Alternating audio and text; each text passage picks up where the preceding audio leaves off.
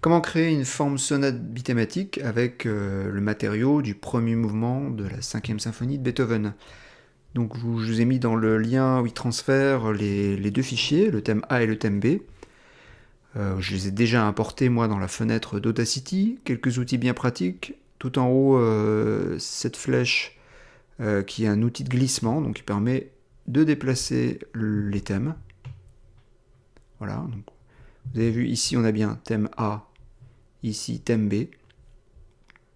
Donc je peux vous conseiller évidemment dans un premier temps de bien respecter la structure de la forme sonate en faisant entendre d'abord le thème A puis le thème B.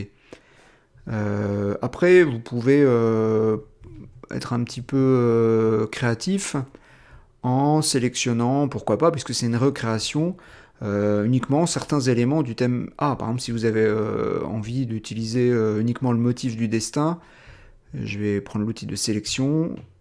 Ben, vous pouvez uniquement vous pouvez supprimer le reste par exemple. Imaginons couper une partie.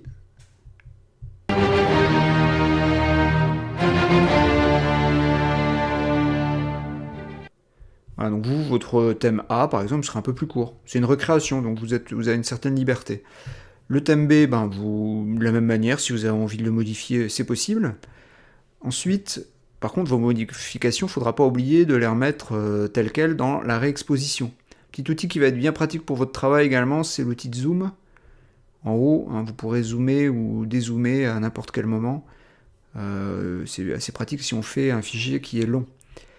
Le développement, vous pouvez sélectionner, je prends l'outil de sélection par exemple, une partie du thème A, recopier cette partie plusieurs fois. Puis comme c'est un développement et qu'on a le droit de faire des expérimentations et d'explorer, de développer, vous pouvez très bien assigner un effet à une des parties de votre développement. Là, vous avez toute une liste d'effets proposés par Audacity qui va vous permettre par exemple, d'inverser une partie du thème.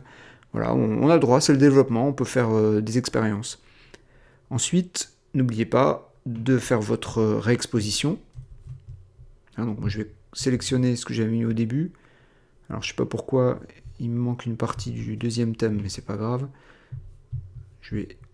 Donc vous avez vu que j'utilise sans arrêt des outils que je vais chercher en haut, ici. Je vais recopier le thème B. Et puis attention, le thème va se copier là où va être mon curseur. C'est-à-dire que si mon curseur est ici, le thème B va être copié ici. Donc CTRL Z si vous voulez annuler votre action. J'ai envie de mettre mon thème B ici. Et puis à la fin, évidemment, essayez de trouver un moyen de conclure, peut-être de reprendre un des éléments du thème pour faire une petite conclusion. Moi qui vous vienne une autre idée, vous avez envie d'enregistrer quelque chose vous-même pour terminer la création, pourquoi pas. Donc encore une fois, c'est une recréation, vous avez une certaine liberté, mais essayez de garder la structure de la forme sonate, une exposition. Alors ici, mon exposition, elle serait ici. Un développement. Bon, dans le développement, j'ai pas mis d'éléments du thème B. On peut évidemment mettre des éléments du thème B. Une réexposition. La réexposition, elle serait ici. Et puis, imaginez peut-être une coda. Quand vous avez fait votre recréation, n'oubliez pas d'exporter. Alors, vous pouvez l'exporter directement en MP3.